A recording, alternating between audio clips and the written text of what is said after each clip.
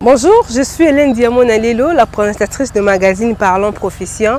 Vous nous avez fait confiance en 2021 car à travers notre magazine, vous avez découvert le professionnel, leur vie, leur réalité, leurs difficultés. Vous avez découvert ça à travers ces magazines. Nous sommes à la fin de cette année. Nous nous sommes dit, avec notre équipe, on ne peut pas rester comme ça, on ne peut pas rester calme sans vous dire merci car vous nous avez fait confiance. Vous avez aimé ces magazines Parlons Profession. On vous promet en 2022 de découvrir encore de merveilles, des qualités, des exploits de professionnels qui évoluent dans notre pays, la République démocratique du Congo. Nous vous souhaitons meilleure vie, bonne année 2022. En 2022, vous allez découvrir, vous allez encore aimer, on ira encore partout pour voir comment est-ce que le professionnel évolue. Bonne année, meilleure vie 2022.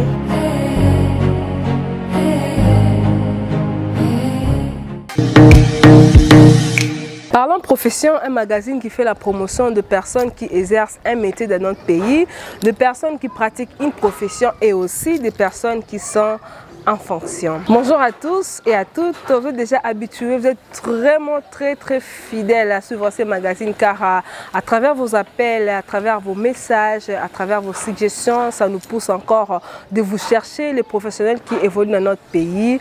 Aujourd'hui, nous allons découvrir une personne qui va parler d'un sujet que beaucoup de gens ignorent dans notre pays. Beaucoup de gens ont leur façon de voir la chose, mais en suivant ces images, ça va nous mettre dans le bain de savoir qui sera l'invité de ces magazines.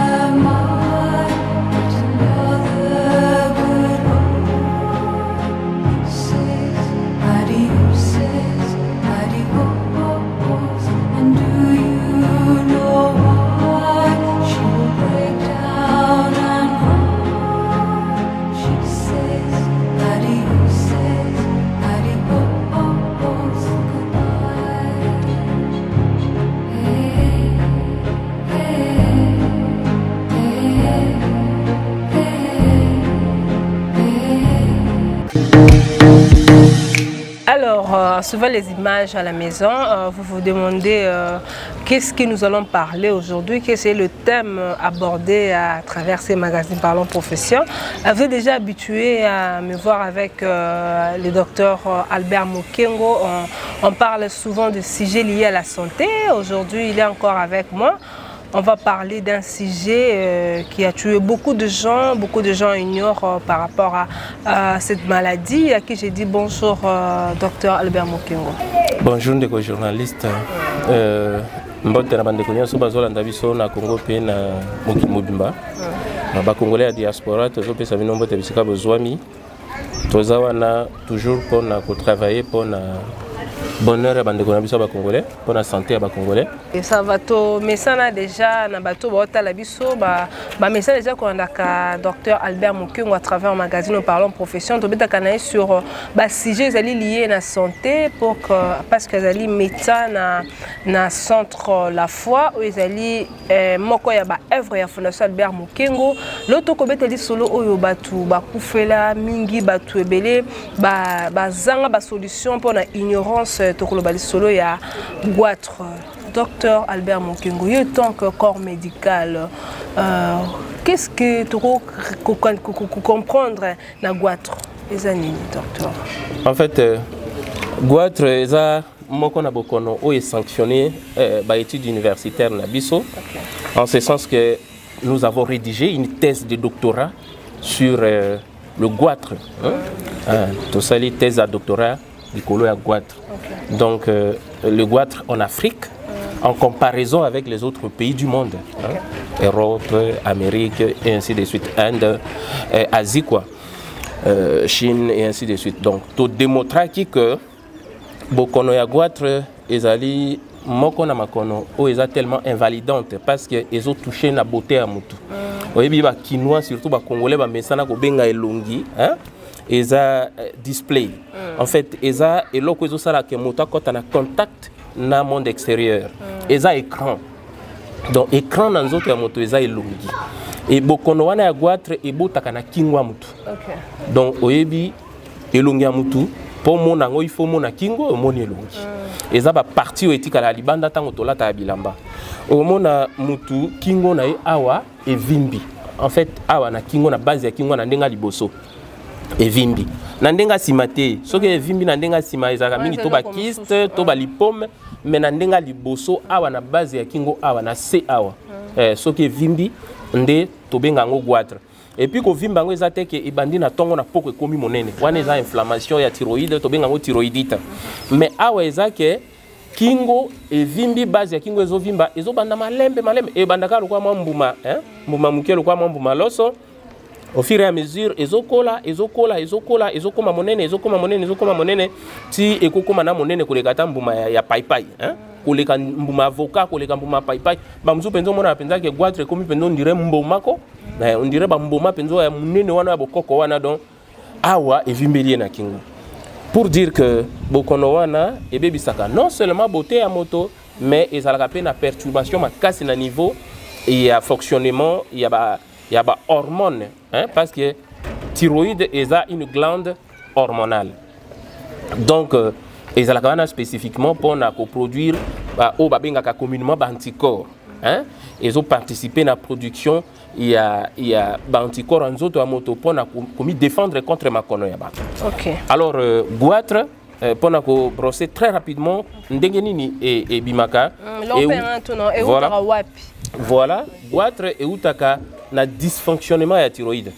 Alors dysfonctionnement ya thyroïde est lié surtout na métabolisme ya iode. Iode est moko na ba oligo-éléments. Donc na nzoto ya moto tozalaka na ba oligo-éléments o nzoto ebikaka na yango notamment lokola fer. Fer yango contribuaka mingi na côté ya makila. Ceux qui montent à diminution à fer et au salaire que makila est diminué, c'est pourquoi au monde basi azimba recommandé bango ba consommer fer mingi. Mais nanga mumsusu thyroïde yango et fonctionne comme la munde soki apport wana ya iode ezali. Alors iode tozwa kango na biloko kolia et ainsi de suite. Bakoma kutu ko tiango na ba mai, bakoma ko tiango kutu na ba nini kisi ya ko brosser nango, bakoma ko tiango na ba banzele bele oyo même surtout na mungwa parce qu'il y a du sel iodé. Ils ont permettre que ceux qui ont la place que mabele eza pauvre na iode pour et utakami na mabele, hein. C'est ça na ba complément toliaka. Alors et loko moko na alimentation na biso esala ka pe que iode wana ekota na kati ya ba cellule ya thyroïde pour thyroïde fonctionner bien te ezalaka nde manioc a bololo. Donc au komela. Ok, ça va très bien, on va comprendre vraiment goitre ce que c'est nini. Docteur, na kolanda yo lobi ke euta na manioc. Kolia manioc mingi de pesa ka goitre wana docteur Albert Mokini. Euta ka na mauvaise consommation ya manioc. C'est-à-dire quoi? Toloba na loba ke manioc a bololo. OK. On dit manioc doux, hein? Oh babenga ngo te eza carburant to eza so nini wana eza na problème te mais soko lié manioc oyoki ngo bololo arrêtez parce que bololo wana ezande cyanure o to benga ngo acide cyanhydrique. Alors acide cyanhydrique wana nde mutekotaka na blocage ya pénétration ya iode na niveau ya ba cellule ya thyroïde. Alors tango cyanure wana et ko empêcher pénétration ya iode na niveau ya glande thyroïde et ko sala ke okomona thyroïde comme ovimba. Hyperthyroïdite ou hypothyroïdie. Okomona thyroïde et komi koya monene tango thyroïde zoya monene alors nde to benga kango goitre. Ezalaka omoni soki bimi ezalaka lokola hein ba foko ezala modèle wana. Okomona vimbe ye monene e komo ndira ba foko modèle wana. Donc mbuma wana o ezalaka epa ya basi ezalaka epa ya mibali. Okomona sikoyo ebandi ko vimba. Bon, na ba étude nde to démontrer ki lokwana ba ina thèse na biso to démontrer ki ke maladie wana mingi ezalaka mingi pa basi. Bon, jusque-là, bah, étude, tu recommandes qu'il y ait étude plus spécialisée et ça, les d'ailleurs, peut-être moko na ba recherche tozo mené na bambulo zoya oyo pour démontrer pourquoi sexe féminin est plus exposé hein na goitre que mibali. Okomona même na ba opérer, même na bato bazo bela goitre wana balabala okomona ke mingi ezobela goitre basi ke mibali. Donc ça reste une matière à entrer en profondeur pour démontrer pourquoi basi babela mingi goitre ko le kambani. Mais là quoi koyebeza que glande thyroïde wana loko leza une glande endocrine eza ebimisaka ba hormone o ezo faire fonctionner nzoto ya moto et contribuer d'ailleurs même na croissance abatu parce que moto yazo souffrir na hypothyroïdie okomona mutu asuka mukuse awa mo mutu moko akuba bo asuka mukuse awa kola kate ba mogigi wana donc ba côté ya likolo kuna benga ba mogigi donc eza awa na kini ba benga ba be moro hein c'est moro azaka na kombo wana do ekoma ya mutu nyosa za mukuse wana za ke moro donc mutu wana asuka mukuse bo ya kola kate. Donc, owanande bazo souffrir na hypothyroïdie. Donc, thyroïde na bango ils ont fonctionné normalement pour aimer ma bango na croissance na taille normale ya bato ndenge bazalaka. Okomona mingi moto bato ya bongo okomona abimi mingi goitre topé ba mususu akoza na épée na taille normale mais parce que azana dysfonctionnement ya glande thyroïde. Et à partir de l'alimentation, parce que les mingi à partir de l'alimentation, dès que ça, que moto azoli a manioc à bololo, aïe bah que tôt ou tard, à me retrouver na goitre monnaie na kingona. Tôt ou tard, à se retrouver na goitre, on a bandi bah comprendre explication à goitre, provenance dans ce que vous avez wapi.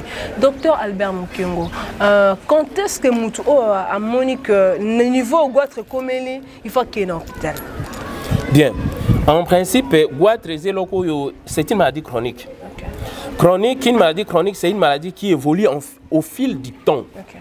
C'est plus le temps passe, plus les ozoa et bokono ezo kola. Goitre et bandakanango kaka, on thyroïde normalement, et zalakamo mbumamuke zawa na kingo.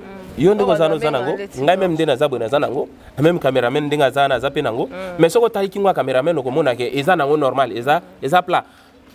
Mbuma wana eza wana me eza kondire papillon et bandema na gorge na biso awa hein likolo ya œsophage likolo ya trachée et bandema wana alors soki alimentation eza malamu te komona mbuma wana ekomi koya monene nde tobenga yango goitre. Bana qui mutu amoni déjà ekomi ko vimba il faut aya na consultation immédiatement. Soki aya na consultation immédiatement to ko évaluer to ko sala échographie pour na kotala parce que eko kendati na cancer.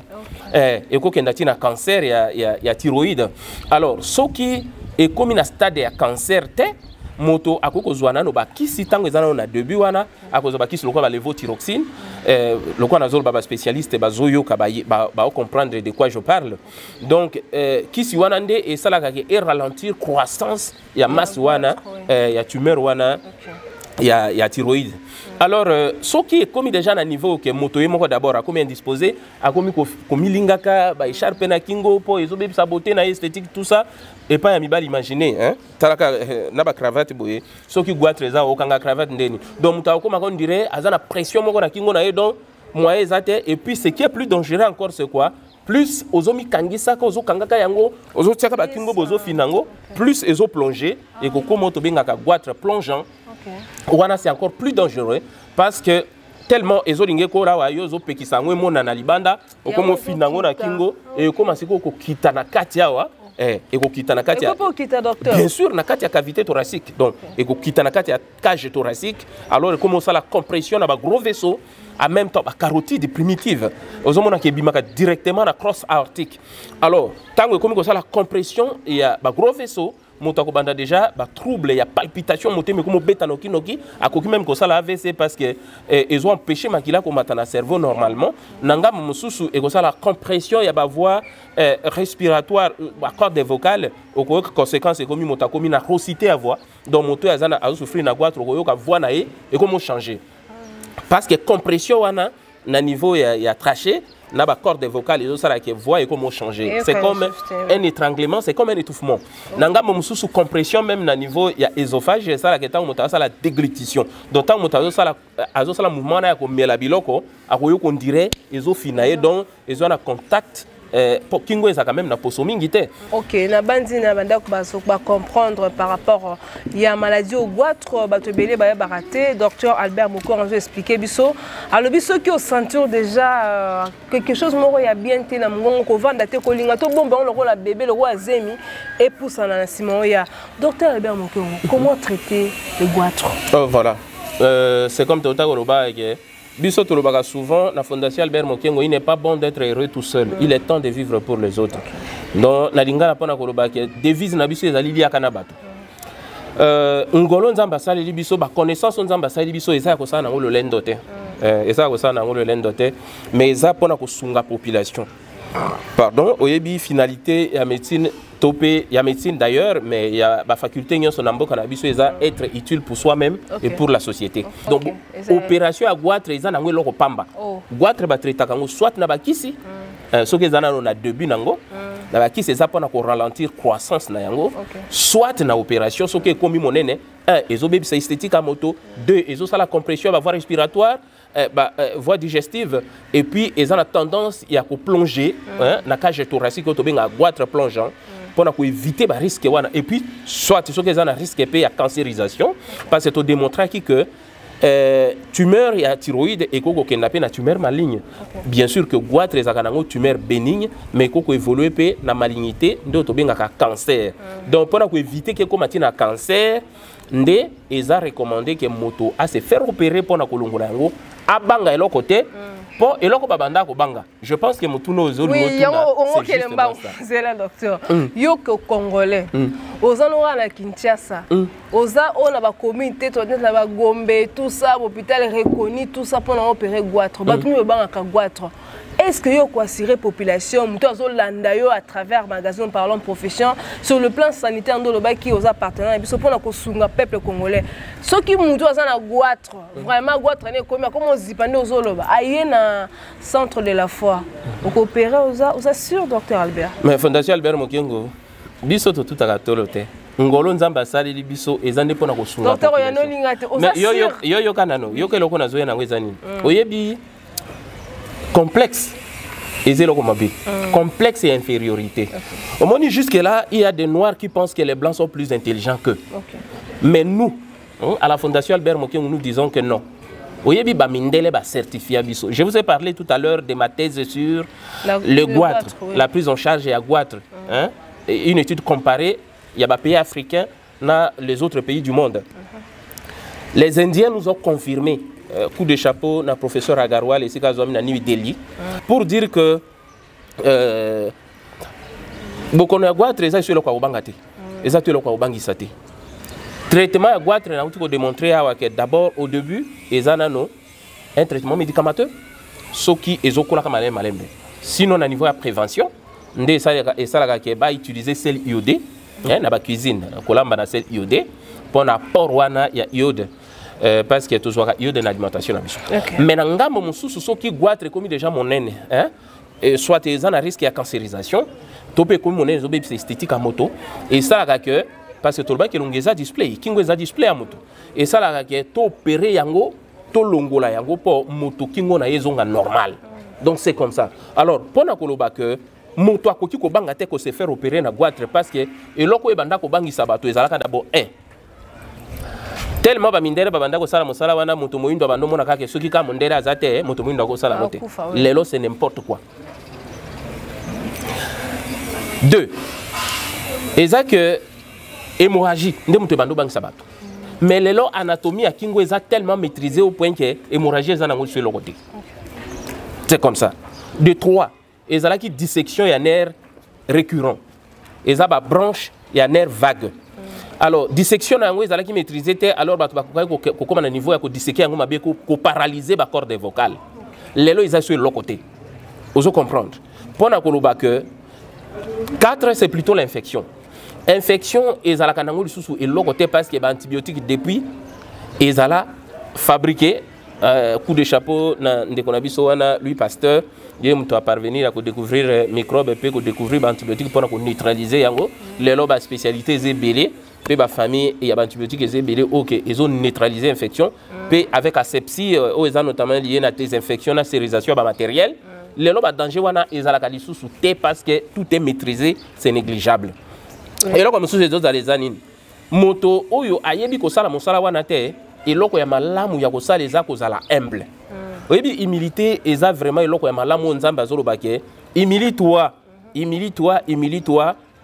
C'est que l'olendo, hein, l'orgueil précède la chute, mais l'humilité précède la gloire.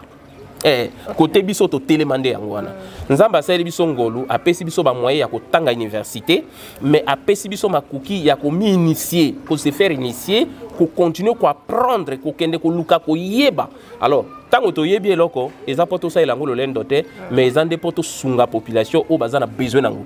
C'est pourquoi nazo rassurer ndeko nyonso azo souffrir na bokono ya goitre ke komiti ka okufa na goitre na kingo na yo te parce que plus ça prend du volume et ko étrangler yo pe okukufa, sinon et koma cancer pe okukufa, sinon et ko koma goitre plongeant ou et ko obstruer yo base ya kingo pe et ko mema yo na liwa et loko ya malam to pe ko mi cancériser pe et là, comme on a les actes, il y a la simplicité, nyonso to ko examiner yo, to ko conseiller ce qu'il faut. Ce qui est à coopérer, to coopérer yango, ce qui est à bakisi, to ko pesa yango, ce qui pose na mbongo ebele au boy awana RDC, to ko tinda yo na Inde, to ko tinda yo na New Delhi et pas il y a professeur Agarwal et ko longola mana facilité nyonso tika ko banga. Koboko lobo konote biso na fondation Albert Mokengu Torobaka ke koboko loko cité poko si wane ko lia yo. Comment voulez-vous otindi bana na ba université batangi me bo sala bango confiance te. Do botikali kaka na complexe wana ya ba mindere wana ke te ba belge ne moto bando sala loko wana. C'est n'importe quoi. Et bien même ya ba mindere bongo na kabayaka awa. Ce sont des stagiaires. Ce sont des stagiaires. Pour ma konoroko la o wana mingi pa na bango kuna ezaka isute. Okomona et à sa formation na yekuna silisi mais pour aye ba ko sala mosala aye siko awa abandi ko sala ba stage awa oyoka ote yaka campagne ya ofele bato bakei campagne ya ofele pour ba stagiaire na bango wana ba yekola na nzoto ya ba congolais et pourtant ba congolais o ba yebi mosala wana malamu bazali mais ba congolais bazotika na kata complexe infériorité. OK. Oui docteur, na lundi au malamu lobi que na fondation Albert Mokengu on a centre de la foi, c'est possible ba traiter mutu azali ko souffrir na goitre o evimbi. Docteur, qui peut être opéré? Est-ce que bébé akobota mapena goitre wana za question liboso? Est-ce que beaucoup opéré pe mwana mukie? Beaucoup opéré pe vieille ba danger zate na coopération ya goitre wana na fondation Albert Mokengu. Ndeko journaliste omoni na utai ko lobelo ko mongo ke Congo eza sous Congo wana ya avant l'indépendance te. Ozomona ke ceux qui moi na botamaki moi na colite. Tozwa ki indépendance na 1960 lelo quand même ba congolais ba colite. Lelo pays na biso colite. Pourquoi pas depuis ba mindele ba tikaki biso pe ba médecin congolais ba kola. C'est ça. Donc, et ça sur le Cambodge, à la complexité que bon, na France, les États-Unis, na Chine, na Boyende, bako sala mosala wana non. Nous sommes confirmés dans ce pays-là. Ce qui est na mboka na biso eza pour na contribuer pour na couper sa santé ya bande ko na biso ba congolais. Mais comment voulez-vous que montage est sous complexé? Bon, il faut mondela ya sangero ko. Mais mondela na no yemo ko confirmer nga yo mundu de konanga ozoboya. Lolendo ezelo komabi. Oyebi mon peuple péri faute de connaissances, biso na management to lobaka que ignorance, hein? Les hommes qu'on a crime, ignorance, les hommes qu'on a crime, peur, les hommes qu'on a crime, et puis orgueil, les hommes qu'on a crime. C'est comme ça. On le qui m'a rendu compte opération. Est-ce que moi na mukie, koya azana goitre, koya vraiment peut opérer? Pourquoi pas? Par rapport à HP, parce que bah souvent on a H, ceux qui vont opérer on a kokufa, na komi déjà muta bas 70 quelque. Tu kana battre la goitre on a kokufa, na yo kolobani na travers. Oyebi, mon peuple périt encore une fois faute de connaissances.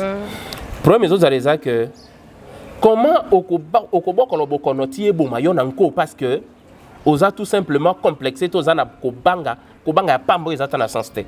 Oyebi bibliste moko loba ke kobanga eza milimo mabe. Donc tant motazo banga, n'est-ce pas? Même ti na fort intérieur na ye aza complètement déconnecté na Nzambe. Alors kobanga eza présence à milimo mabende sala ke moto banga. Moto aza na Nzamba banga gate parce que il y a des choses que nous faisons et tozo sala yango pona lolendo te mais tozo sala yango pona ko sunga bande ko sunga ba congolais parce que ngolo Nzamba sala biso nde yango wana. À part ngolo wana, n'est-ce pas? Toza ilo comme ça ko sala te. Mwana muke ba opéra kai. Mokolo ba opéra kai.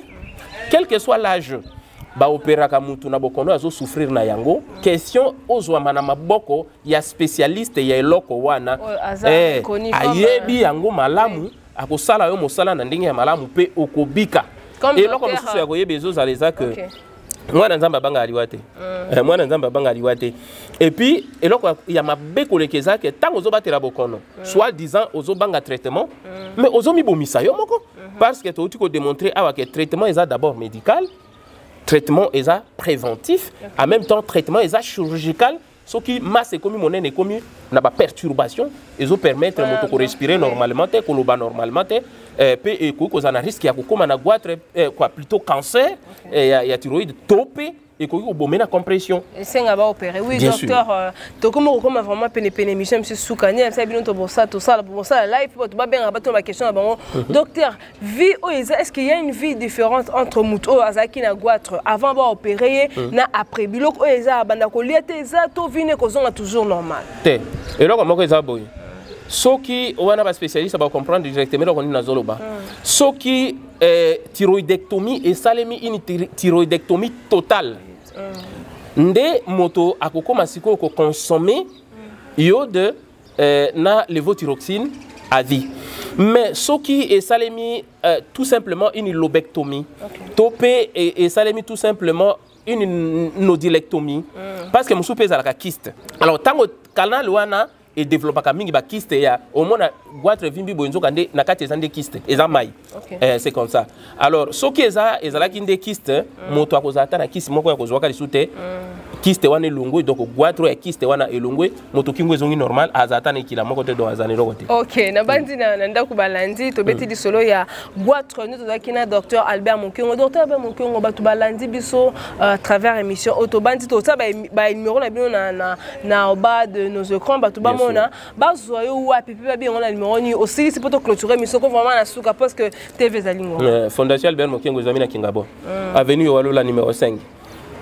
Na Kingabo mutu nyonso afandi na Kingabo ayebi Fondation Albert Mokengo soit na virage à Armée du Sali so le kika wenzambi le ngo koma na point chaud okomona Fondation Albert Mokengo bureau nango ezawana. Pardon, nga mususu soko yekaka na hôpital ya monene ya Fondation Albert Mokengo eza hôpital à référence na sans fil ya Kingabwa hein sans fil ezebele sans fil ya masina te sans fil ya Kingabwa donc na Kingabwa TP na côté ya Madrandel bato ba vanda mingi na côté ya bon marché ba yebi ke so akomika na bon marché ba taxi moko be la TP rond-point TP soko ozui kaka taxi ya rond-point TP à partir ya bon marché wana ka na station essence bato créé wana okoya directement ba ko déposer kaka na Fondation Albert Mokengo ezwami na avenue Yowalo la numéro 5 ya wana na Madrandel. Donc ba contacter on a numéro ni poto clôturer comme vraiment na souka na Fondation Albert Mokengo tozo répondre na WhatsApp surtout parce que tozaka na temps penza mingi te komela biso na WhatsApp to petit ka ba voice na WhatsApp na 081 88 56 434. Beaucoup de Fondation Albert Mokengo, beaucoup poser ma question à Binognos, on peut beaucoup de solution, n'a pas problème na Binognos. Ok, merci beaucoup docteur Albert Mokengo. Na sujet aussi que la population est allée Guatre, baraté na bandi, batuba landu message pour na sujet aussi que la merci no zambali boss, zambali ya simate, royal surtout le bela. D'ailleurs quand on ça la direct, batuba ça la vraiment peser kamité dans un programme, to ça la direct na docteur par rapport à ba sujet à santé zo déranger bino boti message to bano lobelango kamito bonsa direct merci na bino nyonso bondaki biso merci na balandana nyonso ya Art Concept télévision bandi ya magazine parole profession franchement boza ebele ya kokomela ngai ya kobenga ngai ya ko lobela misana na bino boza vraiment ebele bo c'est une émission merci na équipe technique na ngai na moni Cédric Kalema Malay de Dieu na moni Aristote Banza mon monteur moni na tangi kombo na yo merci à mon partenaire de tous les temps ingénieur Guillaume Mukasa Matondo merci à la Fondation Albert Mokengo pour na partenariat Oyo Azuina émission parlant profession pour et avancer du bosso merci na Benos tala kangai na moni wana urbaniste Fiston il a indeke. Merci na monsieur Aimé toi là, merci partout dans le monde bozo komena ngai bozo tindela ngai ba suggestion na bino ba message na bino sur ma chaîne YouTube. Vraiment bon continuez toujours à s'abonner nulle part ailleurs na Arc-en-Ciel télévision 21h juste samedi, dimanche 17h30 pour la rediffusion, mardi 15h30 pour la rediffusion, jeudi 10h30 pour la rediffusion. Merci à l'ETFA la pour Marambo ça la pour ngai, merci au manager monsieur Tite il y a Arc-en-Ciel télévision. Ngai nous tout le monde basimandeka na lobaka, à très bientôt.